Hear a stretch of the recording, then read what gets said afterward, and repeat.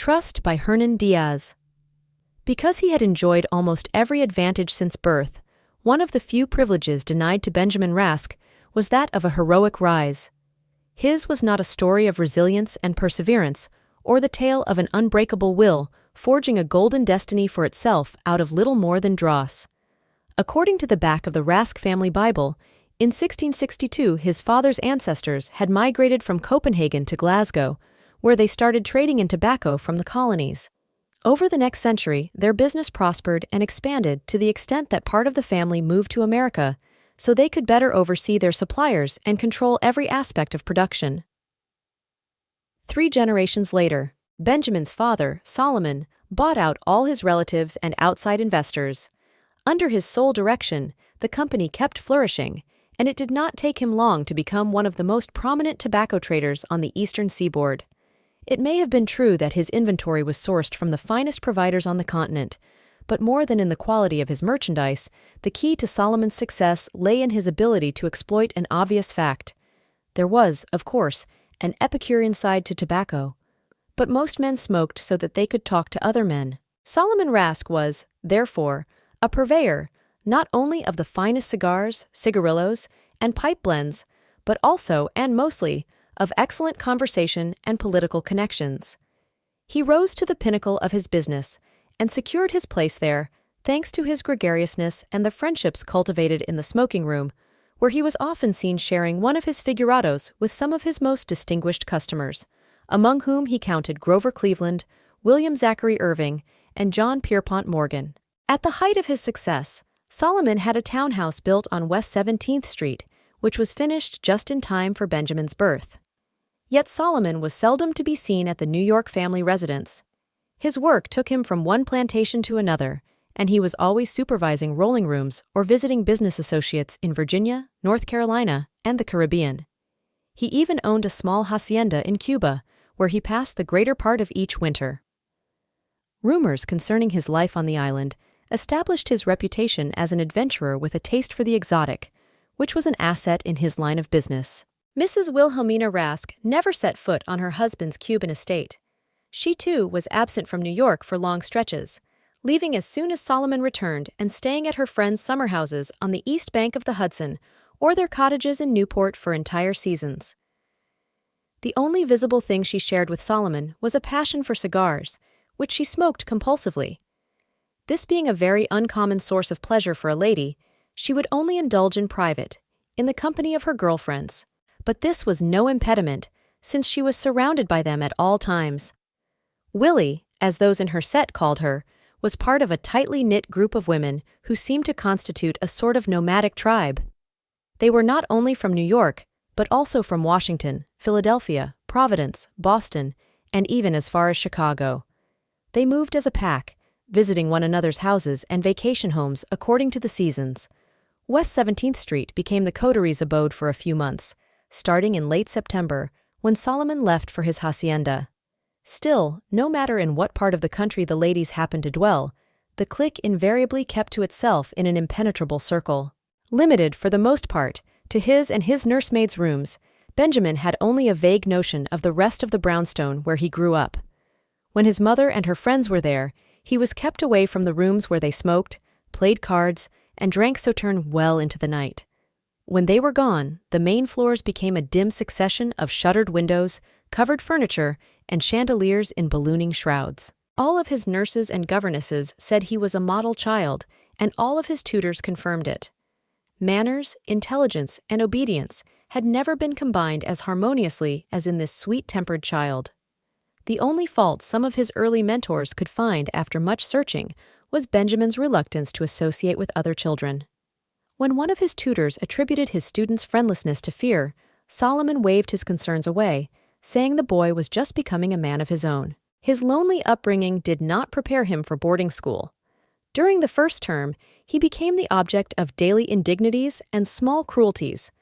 In time, however, his classmates discovered that his impassiveness made him a dissatisfying victim and left him alone. He kept to himself and excelled, dispassionately, in every subject. At the end of each year, after bestowing on him all available honors and distinctions, his teachers, without fail, would remind him that he was meant to bring much glory to the academy. During his senior year, his father died of heart failure. At the service back in New York, relatives and acquaintances alike were impressed by Benjamin's composure, but the truth was that mourning simply had given the natural dispositions of his character a socially recognizable form. In a display of great precocity that baffled his father's attorneys and bankers, the boy requested to examine the will and all the financial statements related to it. Mr. Rask was a conscientious, tidy man, and his son found no fault with the documents. Having concluded this business and knowing what to expect once he came of age and into possession of his inheritance, he returned to New Hampshire to finish school. His mother spent her brief widowhood with her friends in Rhode Island. She went in May, shortly before Benjamin's graduation, and by the end of the summer had died from emphysema. The family and friends who attended this second, much more subdued memorial, barely knew how to speak to the young man orphaned in the course of a mere few months. Fortunately, there were many practical issues to discuss: trusts, executors, and the legal challenges in settling the estate. Benjamin's experience as a college student was an amplified echo of his years as a schoolboy. All the same, inadequacies and talents were there, but now he seemed to have acquired a cold sort of fondness for the former and a muted disdain for the latter. Some of the more salient traits of his lineage appeared to have come to an end with him. He could not have been more different from his father, who had owned every room he had walked into and made everyone in it gravitate around him, and he had nothing in common with his mother, who had probably never spent a day of her life alone. These discrepancies with his parents became even more accentuated after his graduation. He moved back from New England to the city and failed where most of his acquaintances thrived. He was an inept athlete, an apathetic clubman, an unenthusiastic drinker, an indifferent gambler, a lukewarm lover. He, who owed his fortune to tobacco, did not even smoke. Those who accused him of being excessively frugal failed to understand that, in truth, he had no appetites to repress. Could not have interested Benjamin less. He disliked both the product, the primitive sucking and puffing, the savage fascination with smoke, the bittersweet stench of rotten leaves, and the congeniality around it, which his father had enjoyed so much and exploited so well. Nothing disgusted him more than the misty complicities of the smoking room. Despite his most honest efforts, he could not argue, with any semblance of passion, for the virtue of a Lonsdale over a diadema, and he was unable to sing, with the vigor that only first-hand knowledge can impart, the praise of the Robustos from his Vuelta Abajo estate. Plantations, curing barns, and cigar factories belonged to a remote world he had no interest in getting to know. He would have been the first to admit he was an appalling ambassador for the company, and therefore delegated daily operations to the manager who had served under his father for 2 faithful decades. It was against the advice of this manager that Benjamin, through agents he never met in person, undersold his father's Cuban hacienda and everything in it, without even taking an inventory. His banker invested the money in the stock market, together with the rest of his savings. A few stagnant years went by, during which he made half-hearted attempts at starting different collections: coins, china, friends, dabbled in hypochondria, tried to develop an enthusiasm for horses, and failed to become a dandy. Time became a constant itch. Against his true inclinations, he started planning a trip to Europe. All that interested him about the old continent he had already learned through books. Experiencing those things and places was of no importance to him, and he did not look forward to being confined on a ship with strangers for days on end. Still, he told himself that if he ever would leave, this would be the proper moment. The general atmosphere in New York City was rather glum, as the result of a series of financial crises and the ensuing economic recession that had engulfed the country for the last 2 years. Because the downturn did not affect him directly, Benjamin was only vaguely aware of its causes. It had all started, he believed, with the burst of the railroad bubble, somehow linked to a subsequent silver crash, leading, in turn, to a run on gold, which, in the end, resulted in numerous bank failures in what came to be known as the Panic of 1893. Whatever the actual chain of events might have been, he was not worried. He had a general notion that markets swung back and forth and was confident that today's losses would be tomorrow's gains. Rather than discouraging his European excursion, the financial crisis, the worst since the Long Depression 2 decades earlier, was among the strongest encouragements he found to leave. As Benjamin was about to set a date for his journey, his banker informed him that, through some connections, he had been able to subscribe to bonds issued to restore the nation's gold reserves, whose depletion had driven so many banks to insolvency. The entire issue had sold out in a mere half hour, and Rask had turned a handsome profit within the week.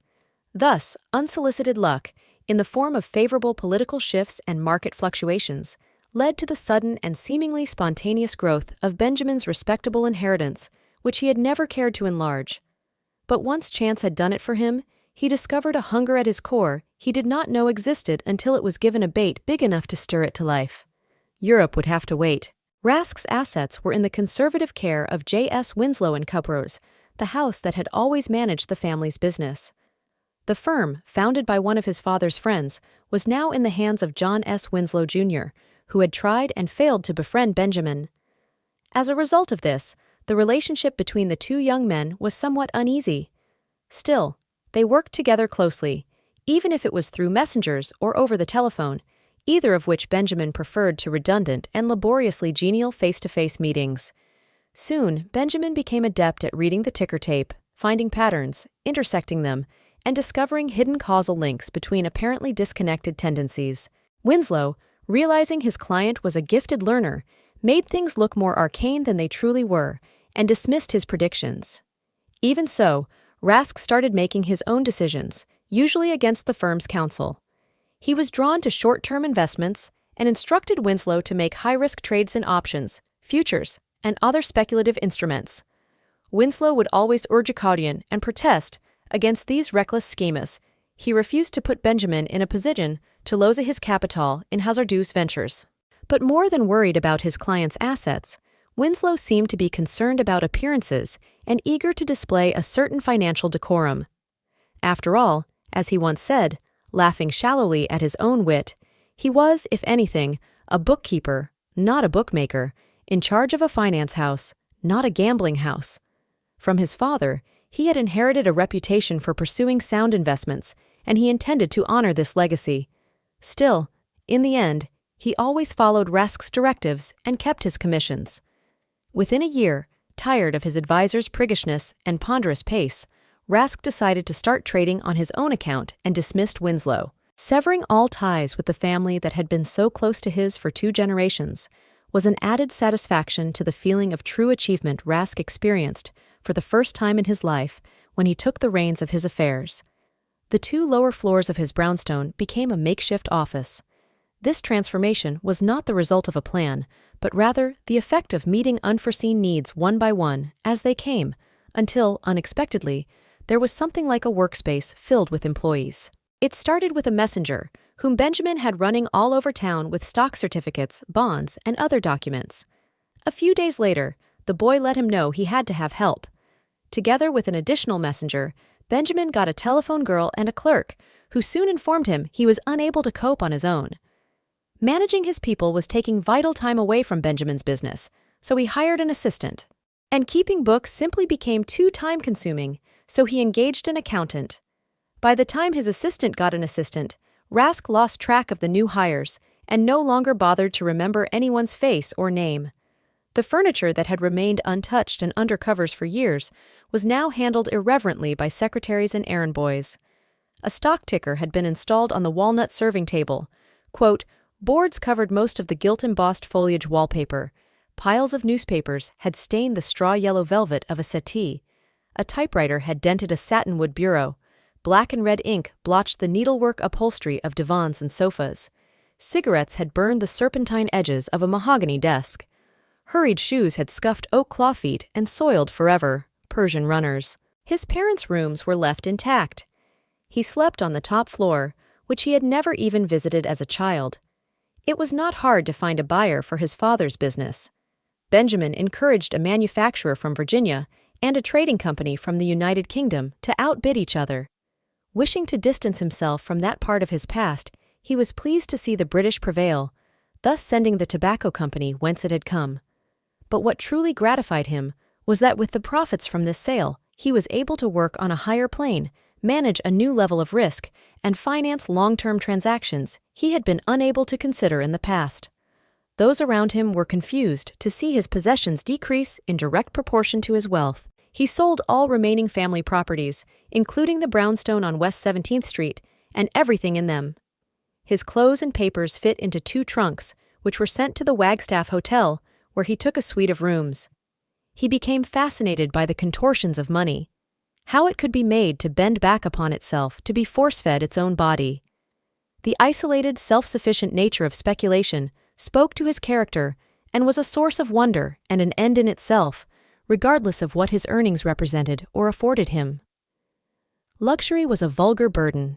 The access to new experiences was not something his sequestered spirit craved. Politics and the pursuit of power played no part in his unsocial mind. Games of strategy, like chess or bridge, had never interested him. If asked, Benjamin would probably have found it hard to explain what drew him to the world of finance. It was the complexity of it, yes, but also the fact that he viewed capital as an antiseptically living thing. It moves, eats, grows, breeds, falls ill, and may die. But it is clean. This became clearer to him in time. The larger the operation, the further removed he was from its concrete details. There was no need for him to touch a single banknote or engage with the things and people his transaction affected. All he had to do was think, speak, and perhaps write. And the living creature would be set in motion, drawing beautiful patterns on its way into realms of increasing abstraction, sometimes following appetites of its own that Benjamin never could have anticipated. And this gave him some additional pleasure, the creature trying to exercise its free will. He admired and understood it, even when it disappointed him.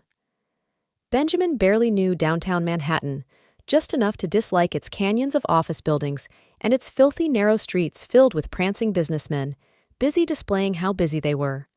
Still, understanding the convenience of being in the financial district, he moved his offices to Broad Street. Shortly thereafter, as his interests expanded, he got a seat on the New York Stock Exchange. His employees were quick to realize that he was as averse to dramatics as he was to outbursts of joy. Conversations, stripped down to the essentials, were conducted in whispers. If there was a lull in the typing, the creaking of a leather chair or the rustle of a silk sleeve on paper could be heard from the opposite end of the room. Yet soundless ripples disturbed the air at all times. It was clear to everyone there that they were extensions of Rask's will, and that it was their duty to satisfy and even anticipate his needs, but never approach him with theirs. Unless they had vital information to impart to him, they waited to be spoken to. Working for Rask became the ambition of many young traders, but once they parted with him, believing they had absorbed everything that could be learned, none of them could quite replicate their former employer's success. Much despite himself, his name started being uttered with reverent wonder in financial circles. Some of his father's old friends approached him with business propositions he sometimes accepted, and with tips and suggestions he always ignored. He traded in gold and guano, in currencies and cotton, in bonds and beef. His interests were no longer confined to the United States. England, Europe, South America, and Asia became a unified territory to him. He surveyed the world from his office, in search of venture, some high-interest loans, and negotiated government securities from a number of nations whose destinies became inextricably entwined because of his dealings. Sometimes he managed to take entire bond issuances to himself. His few defeats were followed by great triumphs. Everyone this side of his transactions prospered. In what was becoming, increasingly and against his will, Benjamin's world, there was nothing more conspicuous than anonymity. Even if gossip never reached him, Rask, with his fastidiously unremarkable appearance, his abstemious habits, and his monastic hotel life, knew he must be regarded as somewhat of a character. Mortified at the mere thought of being considered an eccentric, he decided to conform to the expectations of a man of his position. He built a limestone Beaux-Arts mansion on Fifth Avenue at 62nd Street and hired Ogden Codman to decorate it, certain that his ornamental achievements would be touted in all the social pages. After the house was completed, he tried but ultimately was unable to host a ball. He gave up once he understood, working on the guest list with a secretary, that social commitments multiply exponentially. He joined several clubs, boards, charities, and associations, at which he was seldom seen. All this he did with displeasure. but it would have displeased him even more to be thought of as an original. In the end, he became a wealthy man playing the part of a wealthy man. That his circumstances coincided with his costume did not make him feel any better. New York swelled with the loud optimism of those who believe they have outpaced the future. Rask, of course, benefited from this breakneck growth, but to him, it was strictly a numerical event. He did not feel compelled to ride on the recently inaugurated subway lines. On a few occasions, he had visited some of the many skyscrapers being erected all over town, but it never occurred to him to move his offices to one of them. He viewed automobiles as a nuisance, both on the streets and in conversation. Cars had become a pervasive and, to his mind, endlessly tedious topic among employees and associates. Whenever possible, he avoided crossing the new bridges that tied the city together, and he had nothing to do with the multitudes of immigrants who landed every day on Ellis Island. He experienced most of what happened in New York through the newspapers, and above all through the ciphers on the ticker tape. And still, despite his particular, some would have said narrow view of the city, even he could see that although mergers and consolidations had resulted in the concentration of the wealth in a handful of corporations of unprecedented size, there was, ironically, a collective feeling of success. The sheer magnitude of these new monopolistic companies, a few of them worth more than the entire government budget, was proof of how unequally the bounty was distributed. Yet most people, no matter their circumstances, were certain they were part of the soaring economy, or would be soon enough. Then, in 1907, Charles Barney, president of the Knickerbocker Trust Collyer, became involved in a scheme to corner the copper market. The attempt failed, wrecking a mine, 2 brokerage houses, and a bank in its wake. Soon thereafter, it was announced that checks from the Knickerbocker would no longer be accepted. The National Bank of Commerce met the requests of the depositors for the next few days, until Barney saw no choice but to shut his doors and, about a month later, shoot himself in the chest. The failing of the Knickerbocker sent waves of panic through the markets. A widespread run caused general insolvency, the stock exchange plunged, loans were called in, brokerage houses filed for bankruptcy, trust companies defaulted, commercial banks failed. All sales stopped. People trooped down Wall Street, demanding to withdraw their deposits. Squadrons of mounted police officers rode back and forth trying to preserve public order. In the absence of cash on hand, the call money rate skyrocketed to over 150% in a matter of days. Vast amounts of bullion were ferried over from Europe, yet the millions flowing across the Atlantic failed to assuage the crisis. As the very foundations of credit were crumbling, Rask, who had robust cash reserves, took advantage of the liquidity crisis. He knew which companies hit by the panic were resilient enough to survive it, and he picked up assets at preposterously undervalued prices. His assessments in many cases were one step ahead of those of J.P. Morgan's men, who often swooped in right after Rask, driving the stock up. In fact, in the midst of the storm, he received a note from Morgan, mentioning his father. Solomon's were the finest Maduros I ever had the pleasure to smoke, and inviting him to confer with some of his most trusted people at his library. In the absence of cash on hand, the call money rate skyrocketed to over 150% in a matter of days. Vast amounts of bullion were ferried over from Europe, yet the millions flowing across the Atlantic failed to assuage the crisis. As the very foundations of credit were crumbling, Rask, who had robust cash reserves, took advantage of the liquidity crisis. He knew which companies hit by the panic were resilient enough to survive it, and he picked up assets at preposterously undervalued prices. His assessments in many cases were one step ahead of those of J.P. Morgan's men, who often swooped in right after Rask, driving the stock up. In fact, in the midst of the storm, he received a note from Morgan, mentioning his father. Solomon's were the finest Maduros I ever had the pleasure to smoke, and inviting him to confer with some of his most trusted people at his library, to help safeguard our nation's interests. Rask declined without providing an excuse. It took Rask some time to find his bearings in the new heights to which he ascended after the crisis. A humming halo surrounded him wherever he went. He felt it between him and the world at all times, and he could tell others felt it too. His visible routine remained the same. He kept to his mostly deserted home on Fifth Avenue, and, from there, maintained the outward illusion that he led an intense social life, which, in reality, was limited to a few appearances at functions where he thought his ghostly appearance would have the greatest impact. Still, his coup during the panic had turned him into a different person. What was truly surprising, even to himself, was that he had started to look for signs of acknowledgement in everyone he met. He was hungry to confirm that people noticed the hum enveloping him, the quiver, the very thing that estranged him from them.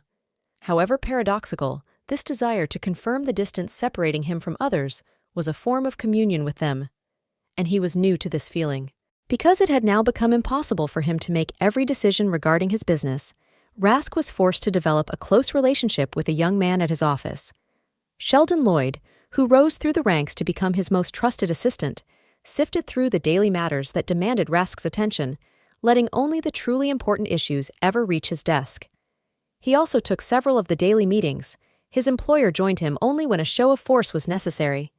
In more than one way, Sheldon Lloyd embodied most of the aspects of the financial world that Benjamin abhorred. For Sheldon, as for most people, money was a means to an end. He spent it, bought things, houses, vehicles, animals, paintings, talked loudly about them, traveled and threw parties, wore his wealth on his body. His skin smelled different every day. His shirts were not pressed but new. His coats shone almost as much as his hair.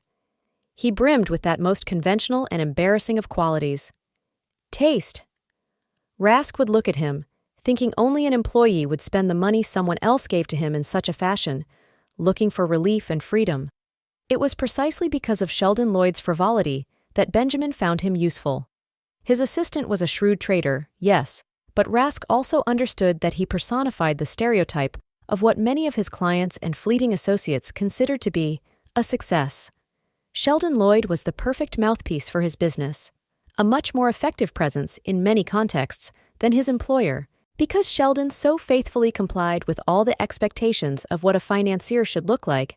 Benjamin started to rely on him for matters beyond his official duties. He asked him to organize dinners and parties, and Sheldon was delighted to oblige, crowding Rask's home with his friends and eagerly entertaining board members and investors. The true host invariably slipped away early, but the fiction that he led a somewhat active social life was strengthened. In 1914, Sheldon Lloyd was shipped to Europe to finalize a deal with Deutsche Bank and a German pharmaceutical company, and to conduct some business in Switzerland as his employer's agent.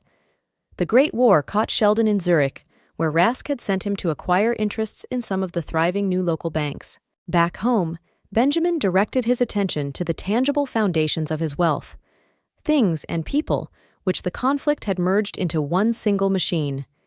He invested in sectors related to the war, from mining and steelmaking to munitions manufacturing and shipbuilding.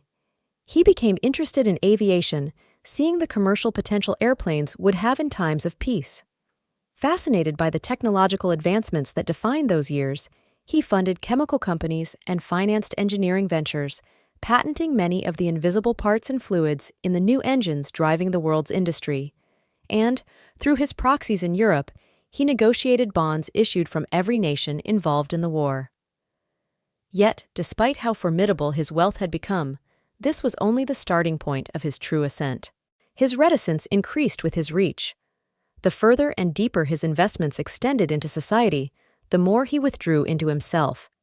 It seemed that the virtually endless mediations that constitute a fortune, equities and bonds, tied to corporations, tied to land and equipment, and laboring multitudes, housed, fed, and clothed through the labor of yet other multitudes around the world, paid in different currencies with a value, also the object of trade and speculation, tied to the fate of different national economies, tied, ultimately, to corporations tied to equities and bonds, had rendered immediate relationships irrelevant to him.